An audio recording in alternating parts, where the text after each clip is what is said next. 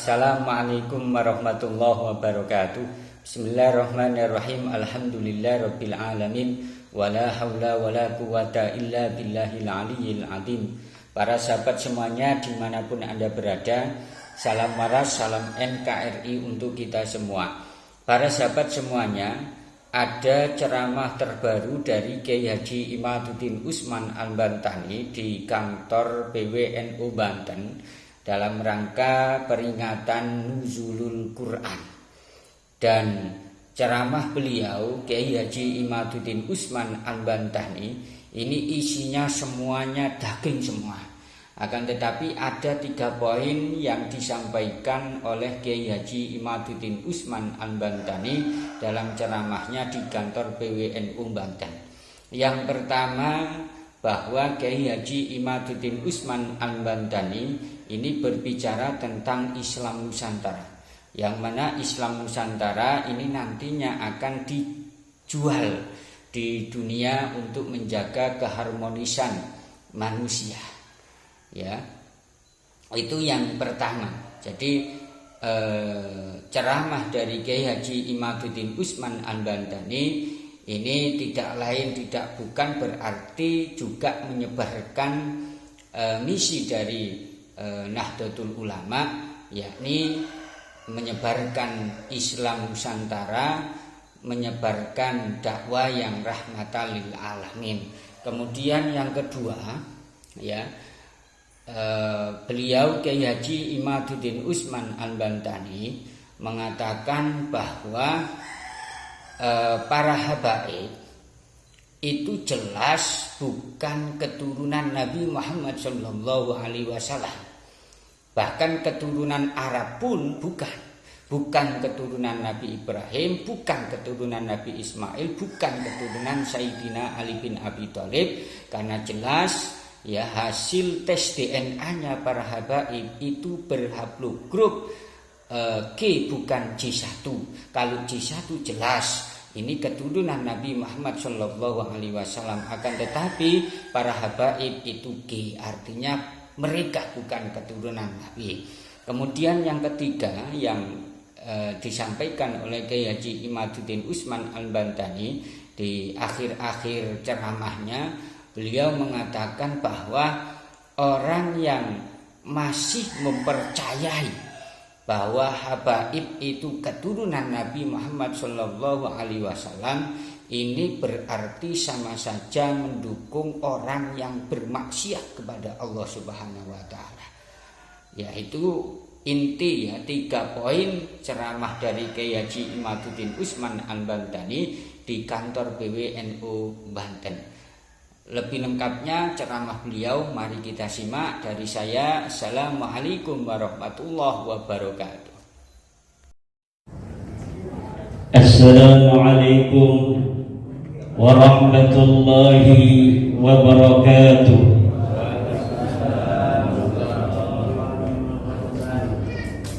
Alhamdulillahil malikil hakim, الجواد الكريم العزيز الرحيم، فالطريق إليه واضح للقاصدين، والدليل عليه لائح للناظرين، والصلاة والسلام على سيدنا محمد وعلى آله وصحبه الطيبين الطاهرين. يا حي يا قيوم يا حنان يا منان يا ديان يا سلطان يا ذا الجلال والإكرام. أما بعد فيا أصحاب الفضائل، حضرات المكرمين، guru kita bersama Rais Suriah PWNU Banten Abuya Kiai Haji Tubagus Abdul Hakim, guru kita bersama Abuya Kiai Haji Ariman Anwar, Kiai Haji Sambas Atmaja, Kiai Haji Khazinatul Asrar, Kiai Haji Yamli, dan para kiai-kiai yang lain yang hadir, baik yang di atas maupun yang di bawah, kiai semua. Bahkan banyak suriah juga yang duduk di bawah. Kiai Rahmatullah Fattani, Profesor Dr. Kiai Haji Wawan Wahyuddin, dan seluruh para Suriah PWNU Banten yang saya muliakan, Ketua PWNU Banten Kiai Haji Bunyamin Hafidh beserta seluruh jajaran Tanfidiyah PWNU Banten, juga seluruh ketua lembaga, ketua Banom Muslimat NU, ibunda yang hadir. Mudah-mudahan senantiasa muslimat diberikan oleh Allah kekuatan untuk senantiasa mendampingi muslimin nahdiyin. Amin. Ketua DPW Ansor, ketua lembaga-lembaga PWNU Banten, baik dari RMI, karena walaupun saya ketuanya, ada sekjennya itu yang harus dihormati juga. Nyalon kalah sebab. Juga ketua dari Laksmedang, ketua KKNU dan lain sebagainya. Hadirin hadirat ma'asyiral muslimin rahimakumullah. Ibadah puasa adalah sebuah proses. Pengumuman akhirnya nanti di hari kiamat. Mana puasa kita yang diterima, mana puasa yang tidak diterima, tidak ada yang tahu hanyalah Allah Subhanahu wa ta'ala. Nanti diumumkan oleh Allah melalui malaikat di akhirat. Tetapi sebelum pengumuman akhir itu ada quick count. Ada quick count yang bisa menjadi sebuah dalil bagi kita untuk mengetahui hasil sementara puasa kita. Apa hasil quick count-nya? La'allakum tattaqun, takwa kepada Allah Subhanahu wa ta'ala. Sebelum kita Ramadan, kemudian kita masuk bulan Ramadan. Setelah bulan Ramadan, apa yang terjadi dengan takwa kita? Apakah takwa kita ini akan bertambah? Apakah takwa kita ini akan berkurang? Itu adalah quick count daripada hasil pahala Ramadan yang kita kerjakan sepanjang bulan Ramadan. Nanti hasil akhir diumumkan oleh malaikat. Apakah hasil akhirnya ini sesuai dengan hasil quick count? Ini kita tunggu nanti. Yang jelas kemungkinan besar hasil akhir yang diumumkan oleh malaikat di hari kiamat tidak akan berbeda jauh dengan hasil quick count. Kalau sampai hasil yang diumumkan oleh malaikat berbeda jauh dengan apa yang dihasilkan oleh quick count, atau berbeda dengan catatan kita sebagai manusia sendiri yang tarawihnya 20 kali, di sana dicatat 19, maka kita bisa menggugat di mahkamah pahala. Tidak usah demo-demo, kita cukup nanti di mahkamah konstitusi yang ada di akhirat. Kita jadikan saksi ahli malaikat raqib dan atid. Tidak usah demo-demo, semua ada aturannya. Tidak akan ada yang dizalimi oleh Allah. Tidak akan ada satu kebaikan pun yang tidak akan dicatat oleh Allah. Tidak ada kebaikan luput daripada pandangan, pantauan dan pahala daripada Allah Subhanahu wa ta'ala. Puasa itu bahasanya bahasa Sanskerta sebenarnya. Digunakan oleh orang Jawa.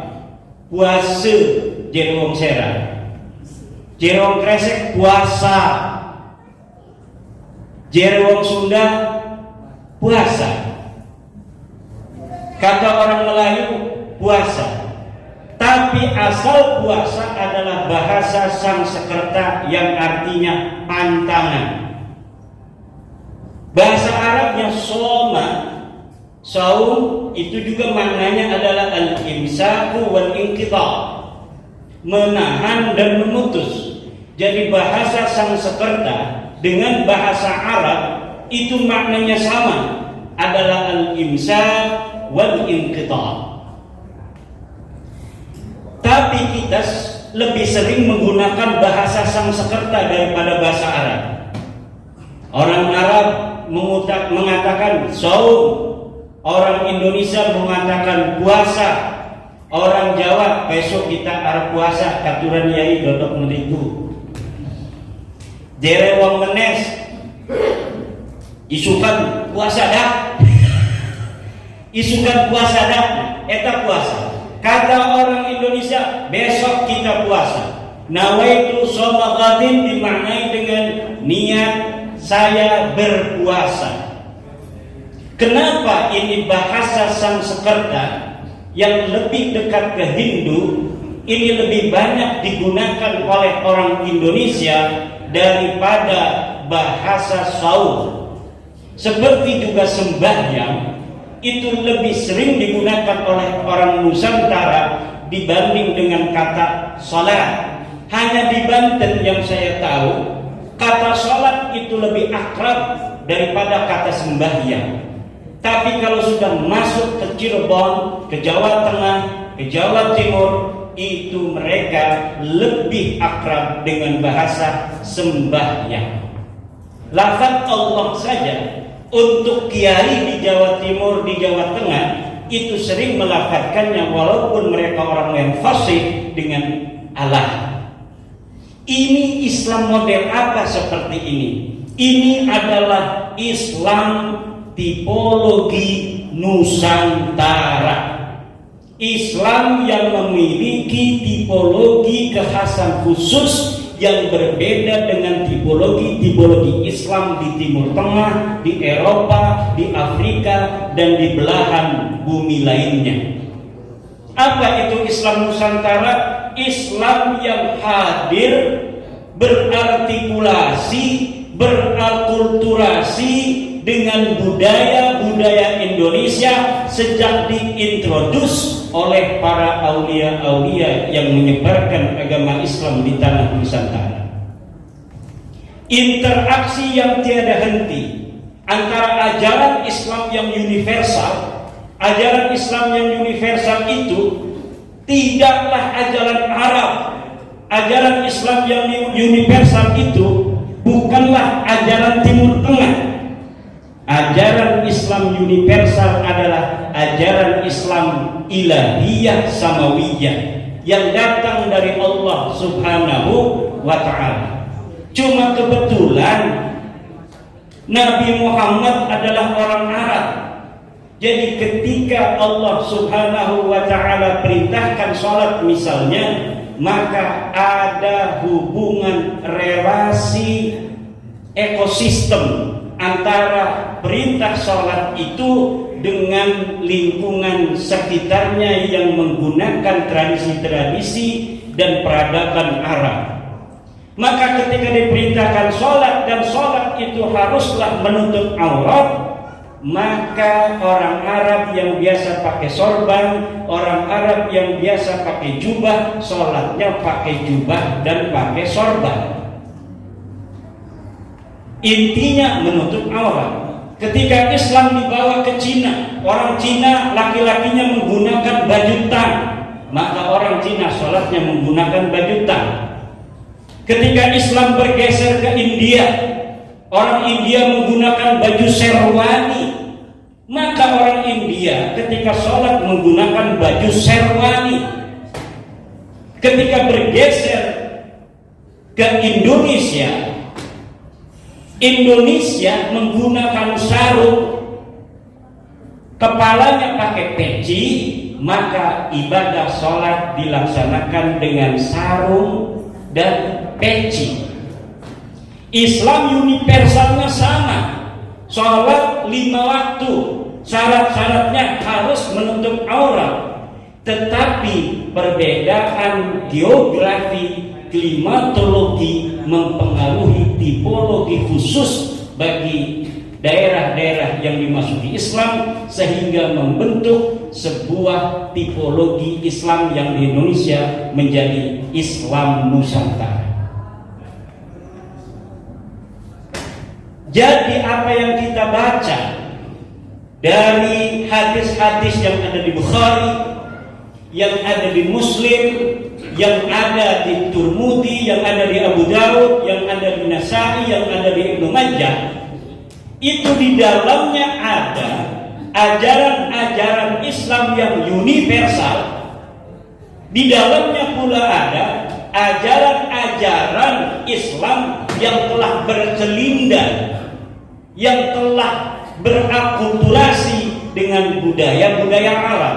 Maka menurut Nahdlatul Ulama, ini kita para ulama harus mampu memilah mana sebenarnya itu ajaran Islam yang universal dan mana itu yang sebenarnya hanya merupakan hubungan timbal balik yang tiada henti antara ajaran Islam yang universal dari Allah dengan budaya-budaya setempat, dalam hal ini budaya Arab.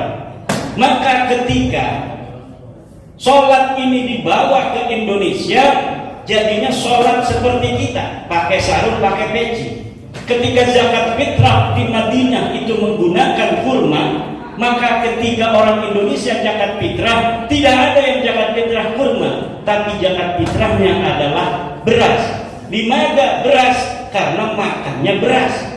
Makan korma 1 kilo pun tidak akan merasa kenyang orang Indonesia itu. Jadi sekarang ini ketika Nahdlatul Ulama menyebarkan, bukan hanya di Indonesia, prototipe tipologi Islam Nusantara ini kini mulai dibawa ke luar negeri, dibawa go internasional, di mana negara bangsa itu menjadi sebuah keniscayaan di dalam the new order sejak peristiwa Perang Dunia yang kedua, di mana batas-batas negara sekarang ini sudah menjadi jelas diatur oleh PBB. Indonesia batasnya dari Sabang sampai Merauke. Tidak bisa orang Malaysia kemudian tiba-tiba menyerang Indonesia begitu saja. Kenapa? Karena ada perjanjian dari PBB. Berbeda dengan masa lalu. Kalau masa lalu siapa saja yang kuat, kita bisa menguasai negara manapun yang kita inginkan. Gajah Mada bisa menguasai daripada Thailand, bisa menguasai daripada Malaysia, Singapura, Brunei, dan negara-negara Asia Tenggara lainnya. Tetapi hari ini yang semacam itu tidak bisa dilakukan, bahkan oleh satu negara yang menjadi polisi dunia, negara Amerika Serikat sekalipun. Tidak bisa negara sekelas Amerika Serikat sekalipun tiba-tiba datang kepada suatu negara kemudian dia mengklaim bahwa negara itu bagian daripada negaranya. Apa yang terjadi di Rusia sekarang ini yang ingin menyerang atau ekspansi terhadap Ukraina mendapat pertentangan dunia yang menurut Rusia hanya bisa dilakukan dalam hitungan hari, ini sampai hitungan tahun belum selesai. Kenapa? Karena dunia tidak mendukung Rusia.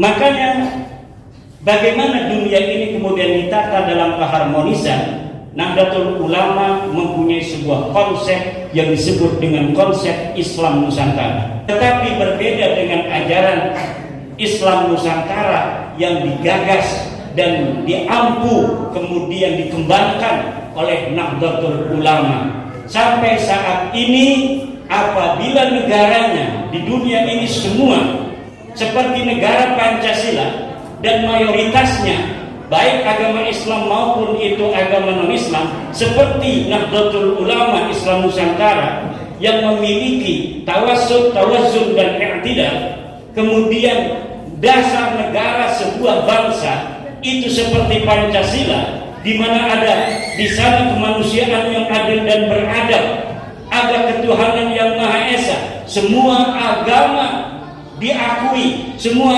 agama dilindungi, sampai yang nelpon Allah pun tidak ditangkap. Ini Indonesia Pak, luar biasa. Ada yang nelpon Allah. Saya yakin teleponnya salah sambung. Menurut telepon saya, ini puasa akan berakhir hari Selasa dan lebarannya hari Rabu. Tapi orang Jogja itu telepon ke Allah, katanya lebarannya kemarin hari Jumat. Kalau kita terima hari Jumat kemarin ini sebagai lebaran, maka buka puasa sekarang ini buka puasa apa? Enggak sah kita buka puasanya. Kalau kita terima teleponnya orang Jogja kemarin itu, Ansor itu. kita mau hajar itu orang, ternyata dulunya anggota Ansor. Jadi enggak jadi kita ngajar itu Abah Benu itu. Ternyata setelah dapat informasi dari intelijen Banser bahwa dia dulunya pernah di Ansor, aktivis Ansor sampai tahun 71. Jadi kira-kira kalau Ansor nih sama Banser berani-berani melepaskan diri dari PWNU dan PCNU, nasibnya akan menjadi Bang Benny begitu itu. Jadi ngacak urusannya itu. Makanya Ansor ini jangan macam-macam tuh. Ini Ansor harus sering silaturahmi kepada PW, betul? Harus silaturahmi kepada PB, kepada PC, ke MWC. Jangan Ansor bikin baksul masain sendiri. Inilah Islam Nusantara yang akan kita jual. Kita jual kepada dunia untuk apa? Menjaga keharmonisan dunia. Karena salah satu daripada amanah Undang-Undang Dasar kita adalah ikut serta di dalam menjaga ketertiban dunia. Ikut serta dalam menjaga ketertiban dunia. Dan NU sebagai elemen terpenting dari bangsa Indonesia, di mana 53% umat Islam yang ada di Indonesia mengaku dirinya sebagai umat Islam yang berafiliasi terhadap Nahdlatul Ulama. Maka apabila Nahdlatul Ulama bersikap tentang bahan keagamaan tertentu, ini akan signifikan efeknya bagi kebangsaan dan kenegaraan di Indonesia ini. Makanya menurut Ibnu Khaldun dalam kitab Al-Muqaddimah, demikian juga As-Syeikh Ristani di dalam kitab Al-Milal wan Nihal, demikian pula Clifford Geertz di dalam bukunya Islam Observer mengatakan bahwa perbedaan geografi dan perbedaan klimatologi mempengaruhi watak manusia yang hidup di atasnya. Dari situ pula didapati bahwa Islam yang universal ini seperti air yang apabila dibawa ke cangkir akan seperti cangkir, dibawa ke gelas akan seperti gelas. Di mana tipologi gelas tidak bisa air ini dipaksakan airnya menjadi baku, airnya seperti air cangkir dimasukkan ke gelas, pecah gelasnya bos. Ini pula yang terjadi di Arab. Ini pula yang terjadi di Arab. Arab itu juga berbeda-beda. Arab di Timur Tengah beda dengan Arab di Maroko. Arab di Timur Tengah beda dengan Arab di sebelah laut, yaitu di Yaman. Di Yaman itu Arabnya Arab Aribah, Arab asli, keturunan Qahtan.